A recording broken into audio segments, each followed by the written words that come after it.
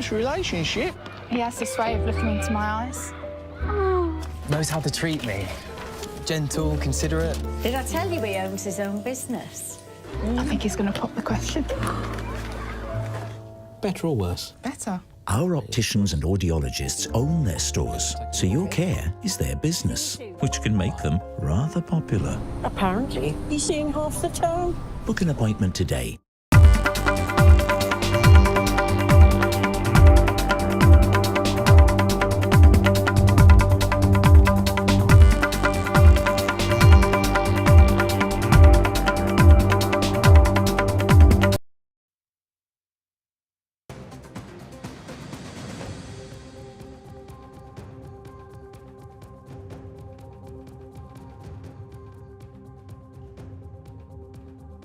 Hello and welcome. You're watching India Global. This is a show that gets you all the big stories that we are tracking from India and around the world. But first up, as always, we start with the headlines.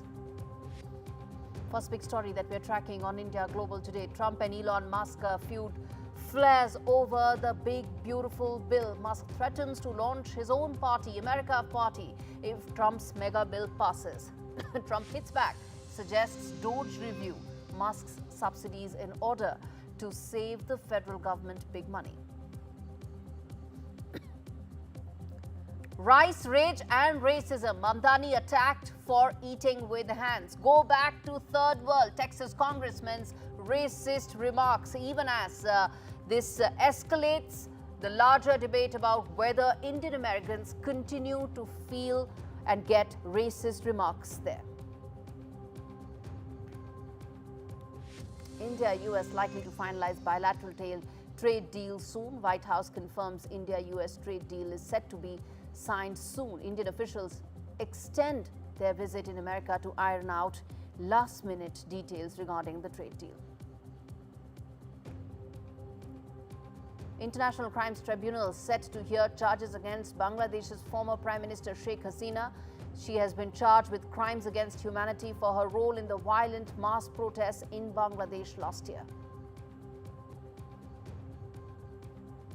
And Starlink nears India launch as SpaceX clears key hurdles.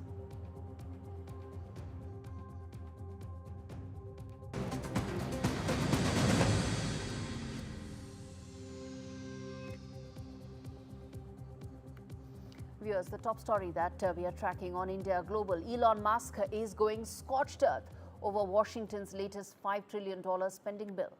In fact, he's calling it insane and warning that if the bill passes, he will launch his own party, a brand new political party, the America Party. In a fiery post on his social media platform X that he owns, Elon Musk slammed both parties, that is the Democrats and the Republicans, and termed them as uniparty, essentially saying they're both extensions of each other, and branded Congress the Porky Pig Party. He says any lawmaker who votes for the bill, which bill is this? This is the big, beautiful bill, which actually has almost the entire Donald Trump's political capital invested in it. He says that that bill should, anybody who supports that bill, their heads should hang in shame, and promises to bankroll primary challengers against them in 2026. Musk, who's already spent nearly $300 million backing Trump's campaign, now appears to be turning against him. But Trump is firing back. He claims Elon Musk's outrage is really about losing the subsidies with regard to EVs, the electric vehicles, and said Tesla would not survive without government support. However, Elon Musk denies it's personal, calling the bill as debt slavery and warning it could very well bankrupt America. In his words, all I'm asking is that we do not bankrupt America. This is what Elon Musk said. He is now threatening to challenge nearly every sitting Republican who supports the bill. Now, why is it going to come 2 years? Remember, elections take place every 2 years when it comes to the House of Representatives. The senators have a 6-year term, but the House of Representatives churn every 2 years, which is why next year, when the midterm elections come, Elon Musk is saying that he's going to not back anybody who is supporting this bill. And July 4th is the deadline that the Republicans have set for passage of the bill. It could in fact light more than just fireworks in DC. Musk says this fight isn't over. If Congress passes the bill, he's launching his own party and promises that they will lose their primary if and if it's the last thing I do on earth. This is the amount of effort and focus that Elon Musk has put in terms of its opposition to Big Beautiful Bill. All right, viewers, staying with what's happening in America, and this is extremely shocking that's come to light. It started with a racist tweet and has now snowballed into an all-out culture war. Texas Congressman Brandon Gill slammed New York Assembly member Zohran Mamdani for eating rice with his hands. And his message was clear: if you don't eat Western, go back to the third world. A user quickly pointed out that even Gill's own family eats this way, attaching a photograph of his father-in-law. Others pointed out the irony. Americans eat pizzas, tacos, fries. They eat the whole host of things with their hands all the time. But this seems less about food and far more about what really is happening there and who's allowed to belong in America. From Vivek Ramaswamy and Kamala Harris to OpenAI executive Sriram Krishnan, Indian Americans are being increasingly targeted just for rising too far. Multiple studies indicate racism has spiked. Hate incidents against Indian Americans have more than doubled in just 4 years. They help run America's hospitals, tech labs, small businesses. Yet, Indian Americans are increasingly getting treated as outsiders. In 2025, how American do you really have to be to just be American? That is the big question. Because for millions of Indian American families, it seems the answer is still, well, much more.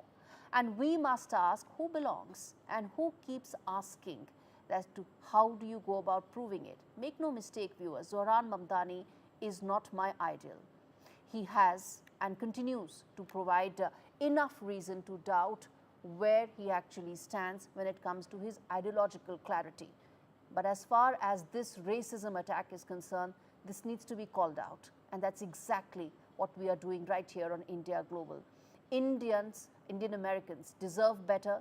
They are part of the American society, culture, economy, and this racist attack needs to be called out. So what if it is against Zohran Mamdani, a man with whom many, including me, have deep ideological divisions with? All right, shifting focus now to what could be a big trade deal that could be in the offing very soon.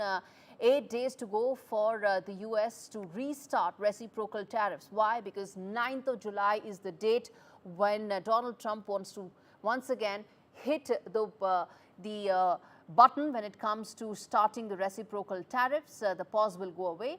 There appears to be a stalemate in the India-US trade talks, with New Delhi now hardening its position on offering duty concessions on agricultural products. The silver lining at the moment, the White House says a deal with India may be very much on the anvil. And in fact, as President Trump prepares to finalize new tariff decisions for countries unwilling to negotiate, trade talks are now racing against a July 9 deadline. As I said, that's the deadline by when the 26% reciprocal tariffs actually kick in and will snap back into effect. India is holding firm, especially on agri and dairy sectors, it says, that are very sensitive to be opened up to large-scale American investment. But it has offered tariff relief when it comes to 90% of the goods. Now, with negotiators extending their stay in Washington, both sides are now pushing for an early win and laying the groundwork for a broader deal by 2025. Now, aiming to double the trade to $500 billion by 2030 is what the aspiration and the long-term goal here is, and which is what the two sides ideally should be working towards. Before we go any further, I want to play out what exactly the White House said as far as a trade deal is concerned, which could be a big moment as far as the India-US bilateral relations are concerned. Listen in. The President said that last week, and it remains true. I actually just spoke to our Secretary of Commerce about it. He was in the Oval Office with the President. They are finalizing these agreements, and you'll hear from the President and his team, his trade team, very soon when it comes to India. And on China, how do we counter China on that front? Yes, I mean, look, India remains a very strategic ally in the Asia-Pacific, and the President has a very good relationship with Prime Minister Modi, as you know, and he will continue to have that. External Affairs Minister Dr. Jaishankar is on an official visit to Washington at the invitation of Secretary of State Marco Rubio.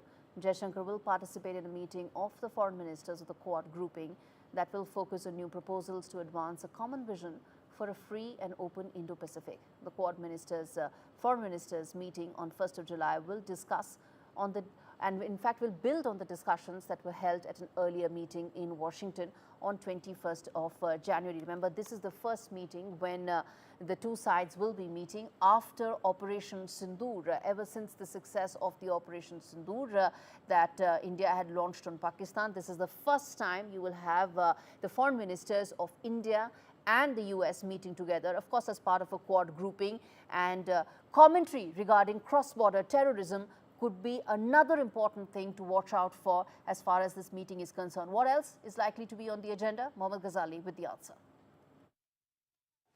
External Affairs Minister Dr. Jaishankar is in the United States. He is going to attend the Foreign Ministers Meet of Quad, a group which is widely believed to share the interest of Indo-Pacific region. Japan, Australia, India and United States are part of this group. And particularly this visit of Dr. S. Jaishankar is very significant, assuming that it is happening in the backdrop of Operation Sindoor and also the conflict in West Asia between Iran and Israel. Dr. Jaishankar will be sharing his views, India's stand on terror, and why it is important, because we know that after Operation Sindoor, how Donald Trump went on to say on multiple occasions that he was the one who brokered peace between India and Pakistan, or a ceasefire between India and Pakistan, which was categorically rejected by the External Affairs Ministry here and also by Prime Minister Modi when he spoke to Mr. Trump on the sidelines of G7 in Canada recently. But besides that, India will also present its views on the conflict in West Asia between Israel and Iran. And besides that, for what the meeting is happening is related to the Asia-Pacific region. We know that how Chinese aggression is increasing every day in South China Sea, and it's perceived as a threat to the Quad members as well. So these issues will prominently feature in the meeting when Dr. Jaishankar will meet his counterparts from Australia, Japan, and also with Marco Rubio, the Secretary of State of the United States. All right, another very important story that must be addressed is India and Bhutan approving 10 projects worth over 1,000 crore rupees covering sectors such as healthcare, connectivity and urban infrastructure, and also reviewed other programs worth 10,000 crore rupees, including implementing New Delhi's support in the neighboring country from 2024 to 2029. The Indian side also agreed to make revisions in the allocations for some projects because of evolving requirements. These issues were taken up during the India-Bhutan Development Cooperation talks that were held in New Delhi. All right, viewers, on that note, a quick break. We return with more stories, including the latest as far as Bangladesh on the other side of this break. Stay with us.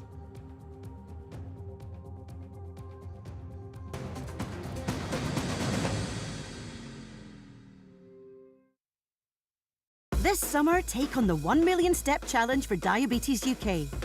Just over 10,000 steps a day, 3 months, one life-changing challenge. Step for a happier, healthier you. Step for your loved ones. Step for everyone affected by diabetes. From the 1st of July, pound the pavement. And every pound you raise will help fund life-changing research and support. Because when you move, we move for everyone living with diabetes. So sign up for the 1 Million Step Challenge. Just search Step for Diabetes and take that life-changing first step today. I've been thinking, I want to plan my funeral so it feels more like a celebration. My parents always said I was born dancing. I just love it. Bhangra, disco, even line dancing. So when my time comes, I want to have music, dancing, the lot. With over 150 years' experience, you can count on Co-op Funeral Care to help you pre-plan the funeral you want. To find out more, visit Co-op Funeral Care or give us a call. John from work said it's a lovely hike. Right, Rosie, can I have the boots bag? No, I meant the hiking boots bag. Did we not bring it? Discover new beauty must-haves at Boots. That's your summer sorted. How long's it been then? We met about 8 years back. What? Yeah, serious relationship. He has this way of looking into my eyes. Knows how to treat me. Gentle, considerate. Did I tell you he owns his own business? I think he's going to pop the question. Better or worse? Better. Our opticians and audiologists own their stores, so your care is their business, which can make them rather popular. Apparently, he's seeing half the town. Book an appointment today. Some people think life slows down in your 50s, but I'm just getting started. And I don't want my lot to have to worry about funeral costs. Let them spend their money on nicer things. So I decided to learn more about over 50s life insurance from Cover Today. They're the only over 50s life insurer with no waiting period. Unlike other insurers who could make you wait up to 2 years, with Cover Today, you're fully covered from day one. And you're covered for the whole of your life. Unlike other things in life, the price never goes up.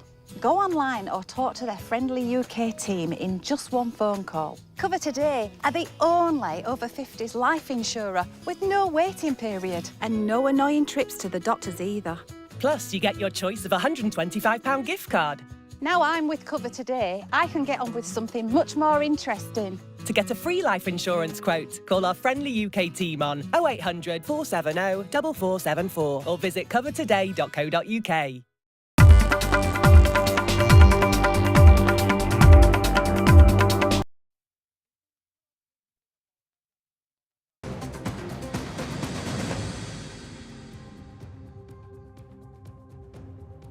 Viewers, we now turn attention to what's happening and unfolding in Bangladesh. Today is an important day when Sheikh Hasina's trial is set to begin. And in fact, let me walk you through what exactly is it that the kind of charges that are against Sheikh Hasina. This is the International Crimes Tribunal, ICT, that was actually started under Sheikh Hasina's tenure, and now she stands trial for some of those charges. And what are those? Let me walk you through. The first big charge that is levied against her is murder, torture and inhumane acts. This is all pertaining to the 5th of August uprising that took place last year.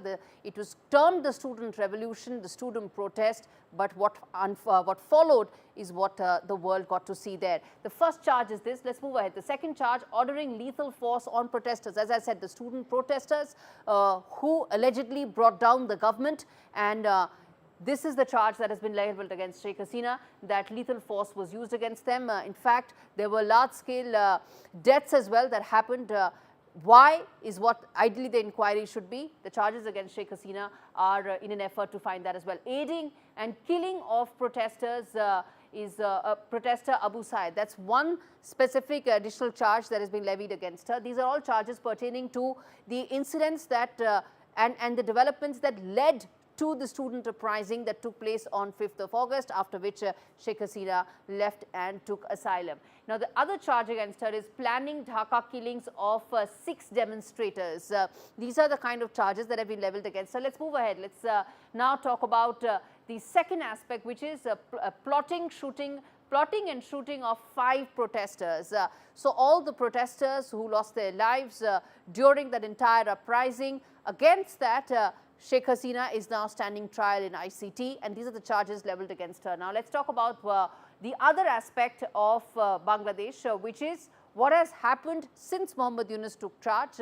After Sheikh Hasina fled, then Muhammad Yunus became the leader of the interim government. And what has really happened as far as Bangladesh's journey under Muhammad Yunus is concerned, I'm going to put that out as well.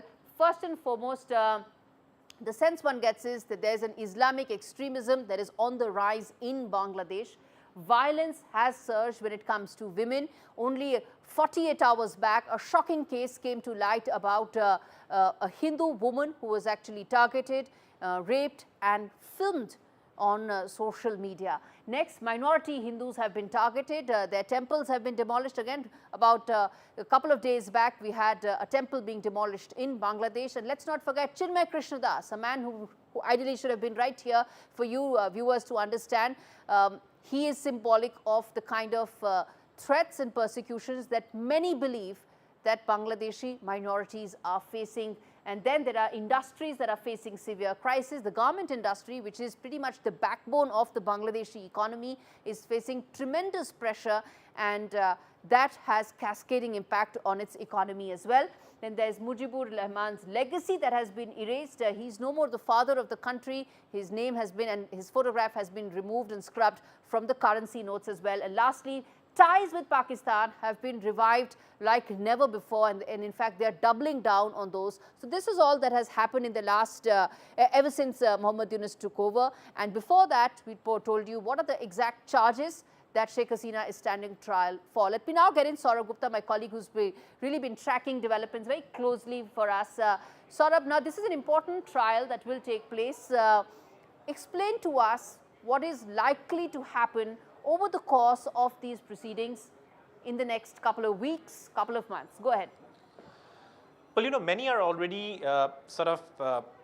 telling us that this trial or the end of the trial or the outcome of the trial is a foregone conclusion, and many believe that this is something that is taking place without proper representation for Sheikh Hasina. Even though she has a state-appointed counsel, many are questioning the defense, but this is something that is a legal process. It will have its way of carrying forward, and at this point the crimes that have been listed against Sheikh Hasina is something that can actually lead to the death penalty under the law. So obviously many are looking at the outcome already, even though it's the early stages of the trial, because there is a huge political impact of that. You know, elections have been announced, the Awami League has been banned, which was the party in power till August last year. It also won the last election in 2024, January, and obviously Sheikh Hasina's exile from Bangladesh and also following this trial and also the banning of the Awami League are seen as efforts to erase the legacy of Bangabandhu Sheikh Mujibur Rahman, the father of the nation. And this trial is something that many believe within the establishment, within the interim government, that is a legal process against someone who presided over these protests in which lives were lost. But on the other hand, if you speak to Awami League supporters and if you speak to Sheikh Hasina's advisors or former ministers, they say that this is a trial without proper representation. This is a trial that legally is not sound, given the fact that who the person representing Sheikh Hasina is someone who's state appointed from the equivalent of what we have in India, which is legal aid, and therefore they say that there is no opportunity for a proper defense. And the Awami League already in the past has said that this is a continuing battle against the Awami League and a battle of erasing the legacy of the Awami League and the 1971 Liberation War. All right, we're going to leave it there, Saurabh, and keep coming back to you for more details on this. As Saurabh was saying, that is it a fair trial that is being given to Sheikh Hasina? And let's put that out to Mohammad Rashid, who's an associate professor at Dhaka University, joining us live on the broadcast. All right, sir, first and foremost, in your assessment, is the trial that is being done, how soon do you think it's likely to take the proceedings, and more importantly, do you think Sheikh Hasina is going to get a fair trial? Thank you so much for connecting with me. I think your reporter also, point out the main trial against former Prime Minister Sheikh Hasina. So I think the investigation department, like the probe, International Crime Tribunal probing unit, now actually working on the investigative report about particularly the evidences against the murder, attempted murder, systematic killings, and also shootings on the mass protester, particularly the students who came out into the street last year. So some of the audio clippings which actually depict the command former Prime Minister given to the law enforcement agencies, and also some video footage which has been collected by the International Crime Tribunal against the cases, charges against her. So those are the evidences. I think the Crime Tribunal prosecutor has reported that they will produce that report and given to the court within the due time, and then the hearing will be started timely. What about concerns, sir, as far as this entire trial that is underway right now, that is taking place when Sheikh Hasina is not there in the country? There are concerns that will the proceedings be free and fair, and is she being given proper representation? A question that many are asking. Do you think that is the case? So my point is always, he should be given proper chances to present her position. But at the moment, and her attorneys are there to the court to present on behalf of her. But the reason is like at the moment, yeah, there is a order from the prosecutor to place before the court in last month in mid-June, but she couldn't able to reach to the court. But but her attorneys was there to present on behalf of her. But I think the International Crime Tribunal should given her proper chances to give her a statement on regard of this cases actually pursued against her. So my position is like she should give a fair trial, and she should give a fair trial. And the crime tribunal actually working on the evidence that are actually available in the media, social medias, and also various the various spheres of like the audio clippings, video clippings, which related to the mass killing and systematic operation and targeting killings of the mass protesters. And you might know that even Office for Human Rights, they also producing this investigative report, which also found that like some 1,400 people were killed and many were injured in the last July and August protests that taken place in Bangladesh. So in their report, they also found like systematic abuses, systematic killings, violence has been taken place by the government-initiated, government-instructed law enforcing agencies, intelligence agencies, and there are liability those who will be in the helm of power when this murder and attempting murder and also violence, bloodshed taken place. So those are the basis of this trial, and I think you already reported that in your report. Yeah. All right. Let's leave it there. Thanks much for speaking to us on NDTV. The hope is that the trial should be fair and free. And at the end of the day, Sheikh Hasina's trial should be fair, and it should not be a witch hunt. All right, shifting focus now to another important story that we're tracking. Well, this could be extremely significant that the Dalai Lama, His Holiness, will address a major 3-day gathering of Buddhist religious figures this week ahead of his 90th birthday. As his followers wait for the Tibetan spiritual leader to share details about his succession in a move that could irk China. Beijing views the Dalai Lama, who fled Tibet in 1959 after a failed uprising against Chinese rule, as a separatist and says it will choose his successor. The Dalai Lama has said that his successor will be born outside of China, urged his followers to reject anyone that's been chosen by Beijing. Now, if the announcement does come over the weekend when his 90th birthday celebration will be underway, it then paves the way for the next successor to take over, the next spiritual leader of the Tibetan people to take over, something that is bound to lead to more tensions with regard to China and Beijing. And that is why this announcement is going to be extremely significant. All right, shifting focus now to an update as far as Starlink is concerned. This could be a major push as far as digital connectivity in India is concerned. SpaceX Starlink satellite internet service inches closer to operational status in India. And as things stand, Dr. Pawan Goenka, who is the chairman of InSpace, has confirmed that SpaceX's Starlink is close to securing final approvals, with OneWeb and SES also in the mix. Rural and remote regions could soon gain high-speed connectivity from space. How soon? Well, it could be weeks and at best months when Starlink's connectivity reshapes digital inclusion in India. All right, with that, we wrap things up on this edition of India Global. Thanks so much for watching.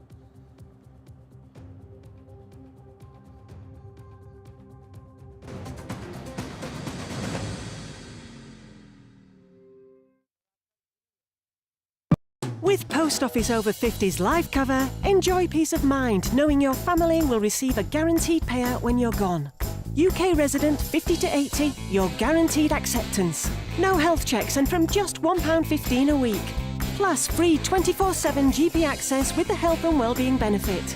Purchase and receive a £125 gift card for Amazon.co.uk, Tesco or M&S. Call Post Office on 0800 171 2211. I bought cars on finance, so I've made my claim. If our lenders charged hidden commissions, then I've made my claim. I could be on thousands. I've made my claim. I've made my claim. I've made my claim. I've made my claim. It's so quick and simple. You could be owed thousands in hidden commissions from vehicles bought on finance since 2007, even without the details. I've made my claim. Trust myclaimgroup.co.uk. Claims made simple.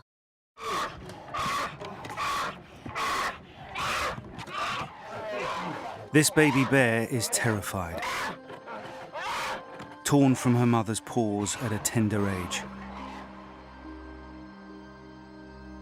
They will force her to live alone in a tiny, filthy cage, like so many bears driven mad by loneliness, rubbing their wounds raw against the bars, suffering cruelly day after day, year after year, just for people's entertainment. Four Paws found little Potap crammed into a tiny, squalid cage. He'd been there for almost 9 years, lonely and isolated. There are so many more young bears who need your help. Please call 0800 038 0455 or text CUB3 to 78866 and give £2 a month to help rescue them.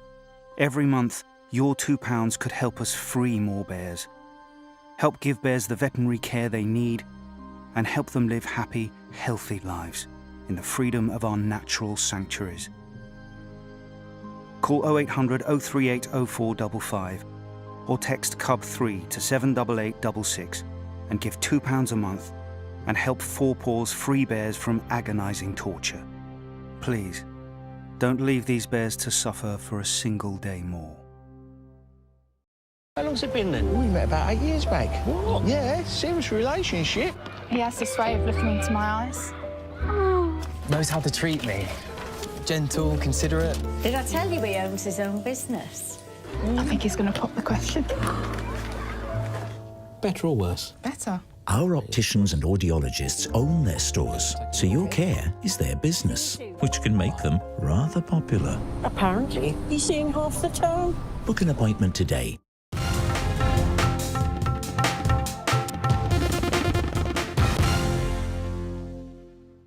The services of the prime accused in the case, and 2 accused students have been rusticated. A new security agency has been roped in order to manage the college.